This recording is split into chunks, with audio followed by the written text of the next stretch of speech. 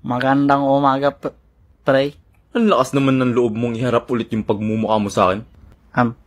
Okay na ba yan, pre? Tarantado ka talaga. Ba't ka ba nandito? Kakausapin ko lang po si Aubrey. Hindi pwede. May iba na naliligaw sa anak ko. Ito, si Joaquin.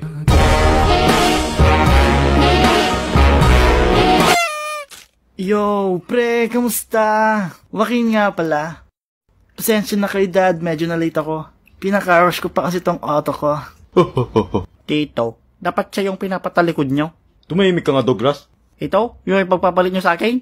Mukhang bulag sa labas ng 7-Eleven. Aba, kisa naman sa'yo. Si Joaquin may negosyo.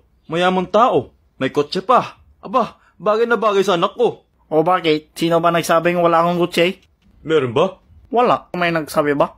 Napakaraming reklamo ni Douglas. Pero totoo yung mga sinabi niyo, Dad. Actually, pinapagawa ko na yung mention namin ni Aubrey. Bakit ang bagal mong magsalita? Oh, sorry. Ganito lang talaga kami mga rich. Bakit mayaman ka? Aba, of course, pare. Sobrang very extra dami ng pera ko, pare. Nagpapautang ka rin ba? Ano ba, Douglas? Tito, bakit ito naman yung napili nyo? Mukhang sindikato? Sindikato? Huh. Mukha ba akong criminal? Mukha kang tanga. Aba, what more naman sa'yo, no? Itsura mo pa lang ang baho na. Ano ang baho? Kakaligo ko lang. Oh, sige nga. Kailan? Kahapon.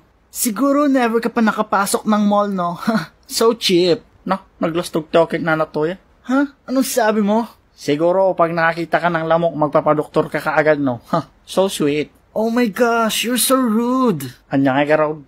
Douglas Balasubas. Joaquin Inam. Douglas, tumigil ka. Mabuting umalis ka na. Mas gusto ko si Joaquin. Tito, alam ko namang hindi ako perpekto. Buti alam mo. Alam kong tambay lang ako. At tamad. Oo, tamad. At lasinggero. Oo, lasinggero. At walang kwenta. Oo, teka. Ang nagpapakabait ako dito. Ay. Tito, alam ko namang simple lang ako. Ano ba dapat kong gawin para tanggapin niyo ako? Maghanap ka ng trabaho, ayusin mo yung buhay mo at itigil mo yung pag-iinom mo.